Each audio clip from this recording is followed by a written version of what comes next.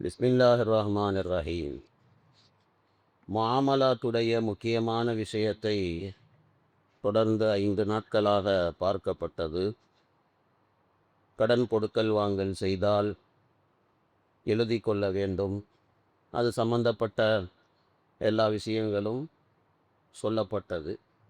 இப்போ அடுத்து அல்லாஹு ரப்புல் ஆலமீன் வயின் குன்தும் அலா சஃபரி, நீங்கள் பயணத்திலே இருந்து வலம் தஜிது காத்திபன், எழுதக்கூடியவரை நீங்கள் பெற்றுக்கொள்ளவில்லை என்றால் ஃபரிஹானும் மக்பூதத்துன், அடமான பொருளை பெற்றுக்கொள்ள வேண்டும் என்பதாக இப்படி அல்லாஹ் தாலா கூறுகிறான். இப்போ இந்த ஆயத்தில் பார்த்தீங்கன்னா, அடமானம் வைத்து கடன் வாங்குவது இது கூடுமா கூடாதா, இது சம்பந்தமாகத்தான் அல்லாஹ் தாலா இந்த ஆயத்திலே அல்லாஹ் ரப்புல் ஆலமீன் பேசியிருக்கிறான்.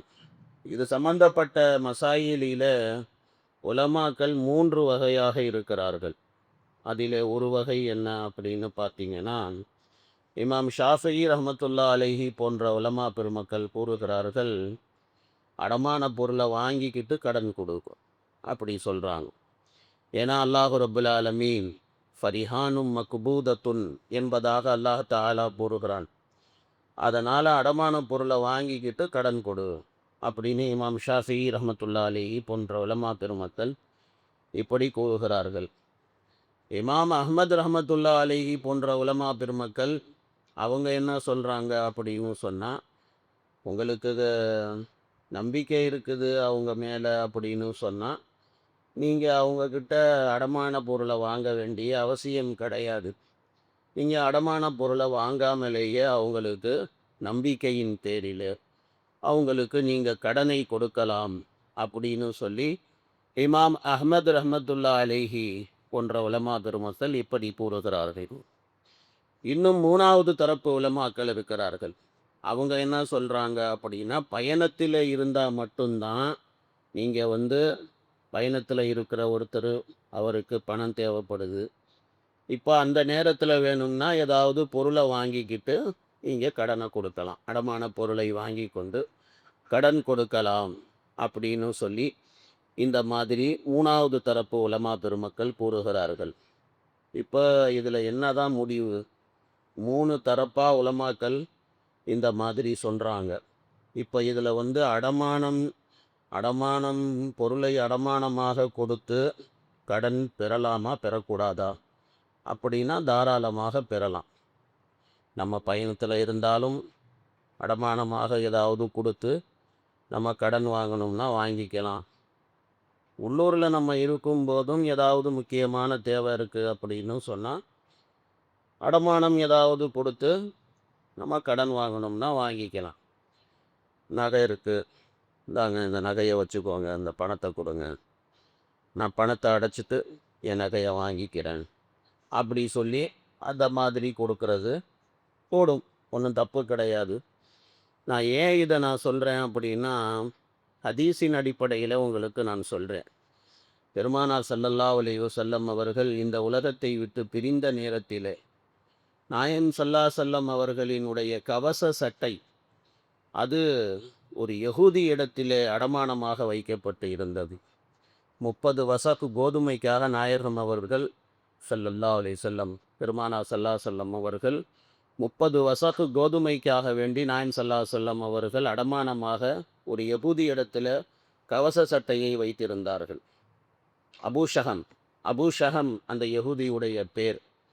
அந்த யகூதி இடத்துல ரசூலுல்லாவுடைய கவச சட்டை அடமானமாக இருந்தது. ரசூலுல்லாவுடைய வஃபாத்துக்கு பிறகு விசாரித்தப்போ அவங்கிட்ட 30 வசக்குங்கிறது அந்த காலத்துடைய ஒரு அளவுகோல். இப்போ நம்ம சொல்கிறோமில்ல படிக்கணக்கு கிலோ கணக்கெல்லாம், அந்த மாதிரி அந்த காலத்தில் வசக்கு கணக்குன்னு ஒன்று இருந்திருக்கு. அது சும்மா இந்த விஷயத்தை நீங்கள் தெரிஞ்சுக்கோங்க. இப்போ வசக்கு பற்றி நான் பேசணும்னா அது ஒரு நீளமாக போகும், அதுக்கு நான் அளவுகோல் சொன்னேன்னா.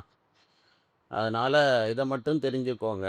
பெருமானார் ஸல்லல்லாஹு அலைஹி வஸல்லம் அவங்களுடைய கவச சட்டை யகூதி இடத்துல அடமானமாக இருக்குது, 30 வசக்கு கோதுமை வாங்கியிருக்கிறாங்க அதுக்காக அப்படி சொல்லி இது தெரிய வந்துச்சு.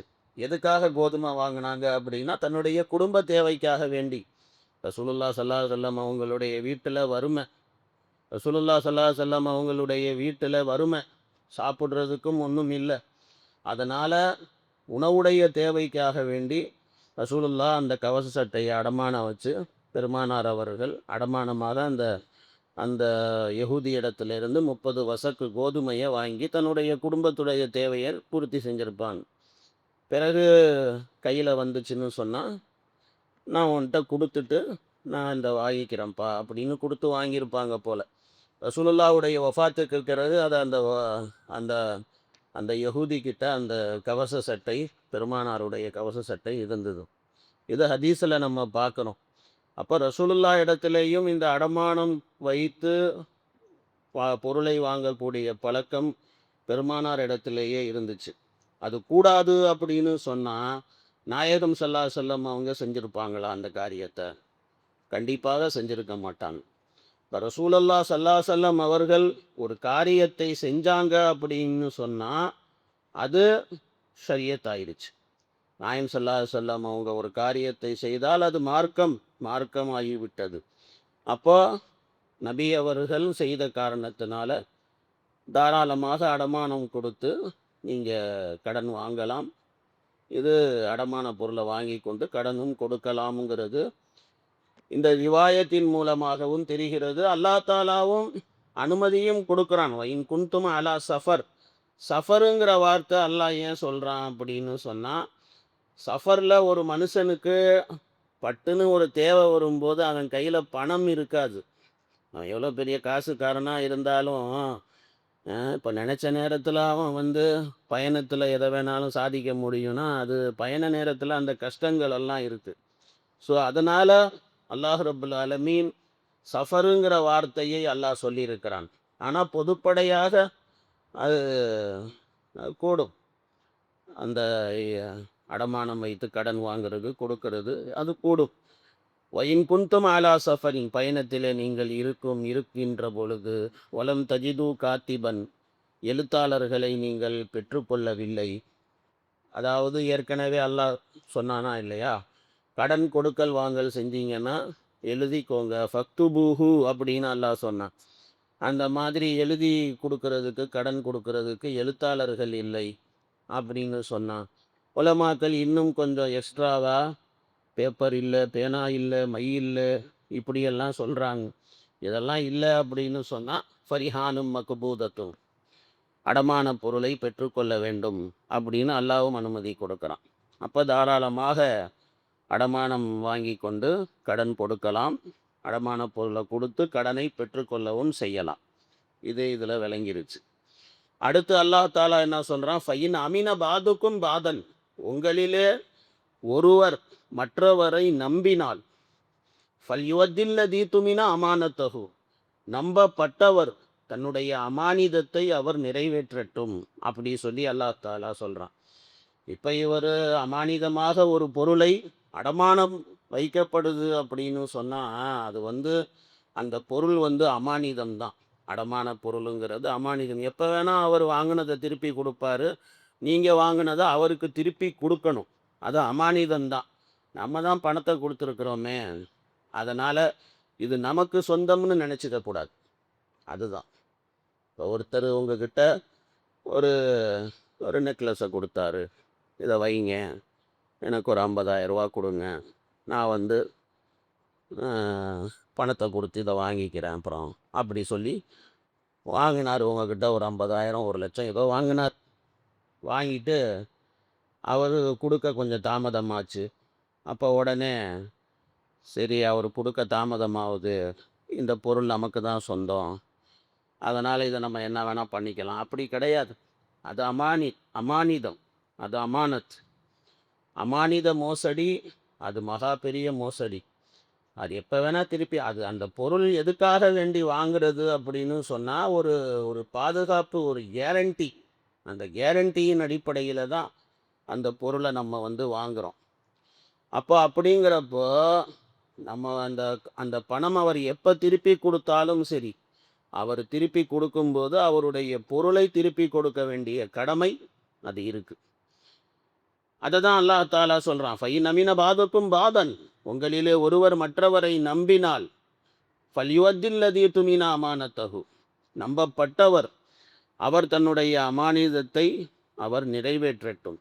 ஒரு பொருள் கொடுத்து வச்சாங்க அப்படின்னு சொன்னால் அதை அல்லாஹ்வை பயந்து அதை திருப்பி கொடுத்துடணும். அவங்கக்கிட்ட அந்த அமானிதத்தை அவங்களிடத்திலே நிறைவேற்ற வேண்டும்.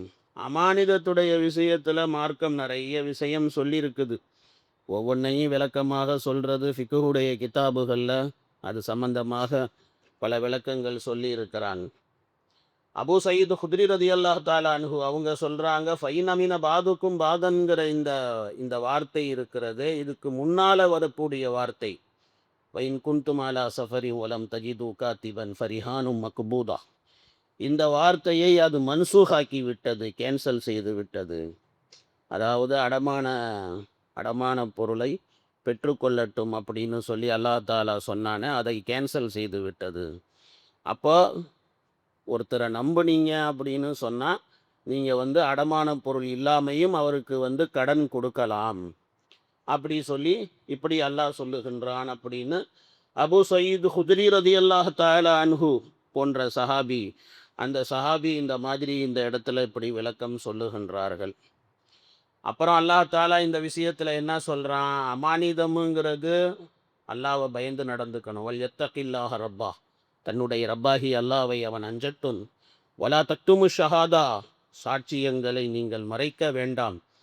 ஒரு சாட்சி வச்சுக்க வேண்டியது தான். அமானிதம் கொடுக்கல் வாங்கல்ல கூட சாட்சிகளை வச்சுக்கிட்டா நல்லது.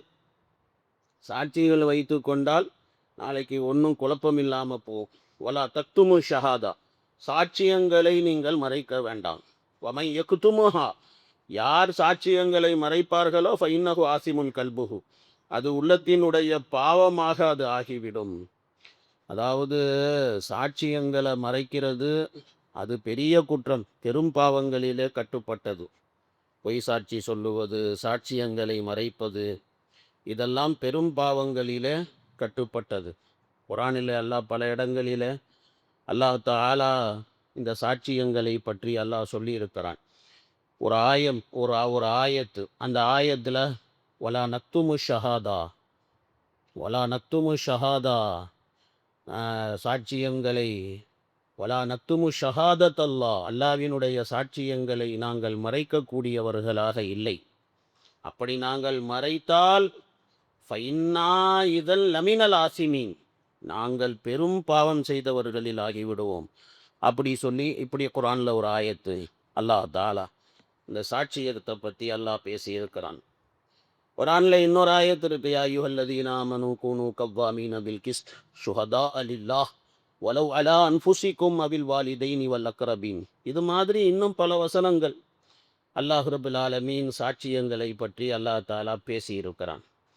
அப்போ அல்லாஹ் இங்கேயும் அதுதான் சொல்கிறான், சாட்சியத்தை நீங்கள் மறைக்காதீர்கள். ஒமை யக்துமுஹா, யார் அந்த சாட்சியங்களை மறைப்பார்களோ ஃபைன்னஹு ஆசிமுன் கல்பு, அது உள்ளத்தினுடைய பாவமாக அது ஆகிவிடும். வல்லாஹு பிமா தஅமலூன அலீம், அல்லாஹ் தஆலா நீங்கள் செய்யக்கூடியவற்றை நன்கு அறிந்தவனாக இருக்கின்றான் என்று அல்லாஹ் ரப்புல் ஆலமீன் சொல்லி காட்டுகின்றான். இப்படி பார்க்கும்போது அல்லாஹ் இந்த ஆயத்துக்கு முந்தைய ஆயத்தில் அல்லாஹ் கடன் கொடுக்கல் வாங்கலை பற்றி அல்லாஹ் பேசினா, இதில் அடமானத்தை பற்றி அல்லாஹ் பேசிட்டான். இப்போ இந்த 2 ஆயத்தோட முஆமலாத்துடைய விஷயம் ஃபினிஷ். அல்லாஹ் தாலா அதை முடிச்சுட்டான். பிறகு அல்லாஹ் தாலா லில்லாஹி மாஃபி ஸமாவாத்தி வ மாஃபில் அர்த், அதில் வேறு விஷயம் பேசப்படுது. அது இன்ஷா அல்லாஹ் நாளைக்கு உங்களுக்கு விளக்கங்கள் சொல்லப்படும். சுப்ஹானல்லாஹ்.